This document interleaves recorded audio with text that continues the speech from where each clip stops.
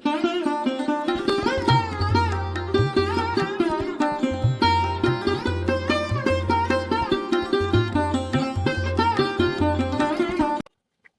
பிரம்மா, குரு விஷ்ணு, குரு தேவோ மகேஸ்வரா, குரு சாட்சாத் பரபிரம்மா தசம்சி குருவே நமக.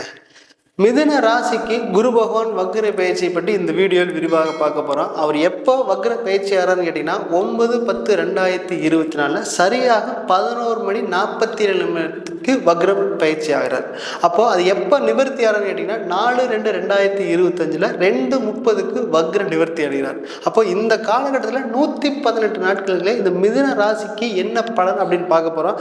அது மட்டும் இல்லாமல் அவங்களுக்கு என்ன அறிவு அதிகமாக இருக்கக்கூடிய ராசி அப்படின்னா இந்த மிதுன ராசியாக இருப்பாங்க. அதிகமாக எதிர்பார்க்கக்கூடிய ராசி அப்படின்னா இந்த மிதுன ராசியாக இருப்பாங்க. நண்பர்கள் வட்டாரம் அதிகமாக இருக்கக்கூடிய ராசி அப்படின்னு கேட்டிங்கன்னா இந்த மிதுன ராசிக்காக நிறைய நண்பர்கள் வட்டாரத்தோடு வச்சுருப்பாங்க. பழக்க வழக்கம் எப்பவுமே ரொம்ப கௌரவமான, உங்களை விட வயதை மூத்தவரை, அதுவும் இல்லாமல் கௌரவமான அவங்கள மட்டும்தான் நீங்கள் நல்லா வசதி படைப்பாளர்களை மட்டும்தான் நண்பர்களாக வச்சக்கூடிய தன்மை இந்த ராசிக்கு இருக்க போகுது. பாருங்கள், இந்த 118 நாளில் உங்களுக்கு 10ஆம் அதிபதி 12 வரும்போது தான் நீங்கள் தொழிலுக்காக அதிகமாக கடந்த காலகட்டங்களில் செலவு பண்ணியிருப்பீங்க. செலவு அப்படின்னா கட்டுக்கடங்காமல் போயிருக்கு. எப்போ நம்ம இந்த செலவு நிவர்த்தியாகவே தெரியலையே அப்படிங்கிற ஒரு ஏக்கத்திலேயே வாழ்ந்துடக்கூடிய தன்மை இருக்க போகுது.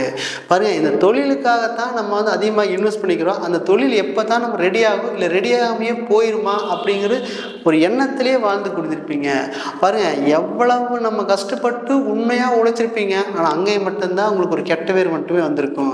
ஒரு இது வரைக்கும் ஒரு ப்ரமோஷனே கிடைக்கல, ஒரு வேலையில் உயரவே கிடைக்கல, எவ்வளவு சம்பளம் வாங்கினாலும் அது தேவையில்லாத செலவு மட்டுமே ஆகுது. நம்ம மட்டுமா இந்த லைஃப்பில் நடக்குமா, என்னதான் பண்ணுறது, நிம்மதியான தூக்கம் கூட இல்லையே அப்படின்னு ஒரு வருத்தத்திலேயே வாழ்ந்திருப்பீங்க. பாருங்க, ஒரு கணவன் மனைக்குள்ளே சின்ன சண்டை தான், அந்த சின்ன சண்டை மிகப்பெரிய லெவலில் போய் விட்டுருச்சு. நம்ம வாழ்க்கையில் இந்த மாதிரி நடக்குமா அப்படிங்கிற ஒரு எண்ணத்திலே இருந்திருப்பீங்க. சரி, கல்யாணம் மூச்சாச்சு, நான் எப்படியாவது சேர்ந்து வாழணும்னு நினைக்கிறேன். ஆனால் சேர்ந்து வாழ முடியாமல் யாரை வச்சு பேசுறதே தெரியலையே, நம்ம வாழ்க்கையில் அந்த அளவுக்கு போயிடுச்சு அப்படிங்கிற ஒரு எண்ணத்திலே இருந்திருப்பீங்க.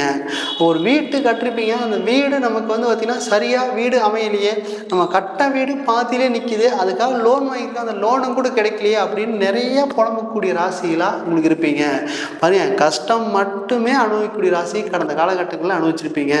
பாருங்க, ஒரு குழந்தைக்காக நம்ம கல்யாணம் முடிச்சு 5 வருஷம் 3 வருஷமாக ஆயிருந்தாலும் கூட நம்ம குழந்தைக்காக வளர்ச்சிக்கான ட்ரீட்மெண்ட் எடுத்துருப்போம். அந்த ட்ரீட்மெண்ட் எந்த ஒரு சக்ஸஸுமே கொடுக்கலிங்க ஒரு தன்மையிலே இருந்திருப்பீங்க. அந்த அளவுக்கு உங்களுக்கு மன வேதனையிலேயே அனுபவிக்கக்கூடிய காலகட்டமாக இருக்க போகுது. இது எல்லாத்துக்கும் ஒரு முற்றுப்புள்ளி வைக்கக்கூடிய காலகட்டமாக இந்த 118 நாட்கள் இருக்க போகுது. பாருங்க, இது வரைக்கும் தொழில் நஷ்டம் அப்படின்னா இந்த காலகட்டத்தில் 118 நாட்களுக்கு யாருக்கிட்ட ஒரு நல்ல பேர் எடுக்கலையோ, எங்கெல்லாம் நீ உண்மையாக உழைச்சி உங்களுக்கு ஒரு பேர் வரலையோ அவங்களே கூப்பிட்டு உங்களை பாராட்டக்கூடிய தன்மையாக இருக்க போகுது.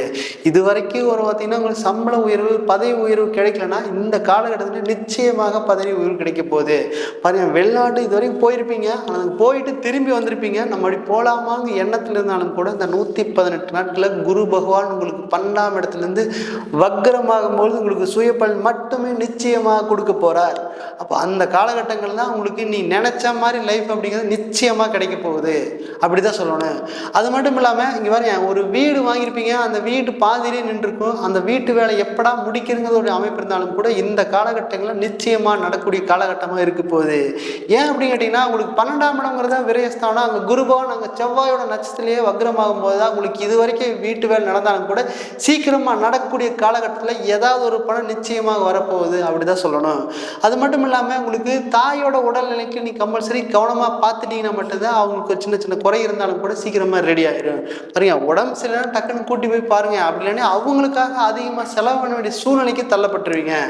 அது மட்டும் இல்லாமல் உங்களுக்கு வேலை கிடைக்கல அப்படின்னு இருப்பீங்க. வெளிநாட்டில் வேலைக்கு போயிட்டு திரும்பி வந்தாலும் கூட இந்த 118 நாட்களில் முயற்சி பண்ணிங்கன்னா நிச்சயமாக 100% அந்த இடத்துல போய் வெளிநாட்டில் எந்த கண்ட்ரி போகணும்னு நினைக்கிறீங்களோ அங்கேயே போய் வேலை, நல்ல சம்பள உயர்வோட வேலை கிடைக்கிறதுக்கான சந்தர்ப்பம் இருக்குது. பாருங்க, இது வரைக்கும் திருமணம் ஆகி பிரிந்து இருந்தாலும் கூட இந்த 118 நாட்களில் சேர்ந்து பேசி சந்தோஷம் வாழக்கூடிய தருணமாக இருக்க போகுது. இந்த தருணத்தை நல்லபடியாக பயன்படுத்திங்கன்னா மட்டும் போதும். எங்கெல்லாம் நம்ம நல்லபடியாக வாழணும்னு வச்சுங்களோ அந்த இடத்துல நல்லபடியாக வாழக்கூடிய தன்மை இந்த 118 நாட்களுக்கு குருபவன் அப்படியே வாரி வழங்கக்கூடிய தன்மையில் இருக்கிறாரு.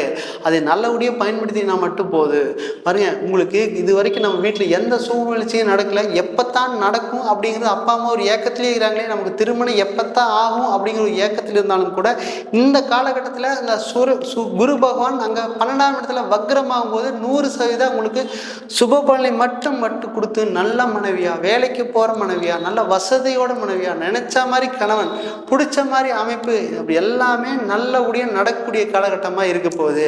பாருங்க, உங்களுக்கு பாக்கியஸ்தானத்தில் சுபகரன் வேற வக்ரமாக இருக்கிறார். அப்போ அதுவும் வக்ரமாக இருக்கு. கம்பல்சரி உங்களுக்கு சனி பகவான் வக்ரமாக, குரு பகவான் வக்ரமாக இருந்து உங்களுக்கு இந்த காலகட்டத்தில் நீங்கள் என்ன மாதிரி லைஃப்பை நினைக்கிறீங்களோ அதை அப்படியே பர்ஃபெக்டாக வாழக்கூடிய காலகட்டமாக இருக்க போகுது. இது நல்லபடியாக பயன்படுத்திக்க.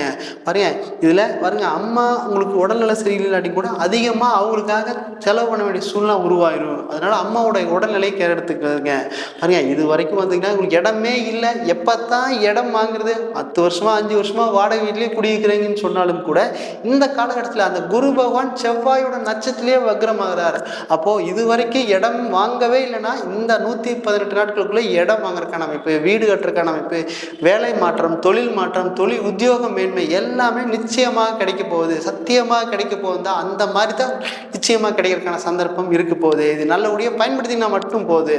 அது மட்டும் இல்லாமல் உங்களுக்கு இது வரைக்கும் வந்து பார்த்தீங்கன்னா சுப நிகழ்ச்சி நடக்கல. என்னை விட சின்ன பசங்களுக்கு, என்னை விட அவங்களுக்கு பெரிய பசங்களுக்கு கல்யாணம் ஆகும் கூட சின்ன பசங்களுக்குலாம் கல்யாணம் ஆகுது. அவங்க 3 வருஷம் 5 வருஷங்கள அவங்களுக்குலாம் கல்யாணம் ஆகி பசங்க கோவிலுக்கு போகிறாங்களே, எனக்கு இன்னும் கல்யாணம் ஆகலை அப்படி என்ன இருந்தாலும் கூட இந்த காலகட்டத்தில் குரு பகவான் அங்கே வக்ரமாகும் போது நல்ல மனைவியை கொடுப்பாரு. அப்போ பார்த்தீங்கன்னா பொறுத்தார் பூமி ஆழ்வாங்கிற ஒரு பழமொழிக்கு இந்த மிதுன ராசிக்காரங்களுக்கு நிச்சயமாக இது வரைக்கும் பொறுத்தாலும் கூட பூமி ஆழ்ந்து போகிறீங்க. அதை நல்லபடியாக பயன்படுத்திக்கங்க.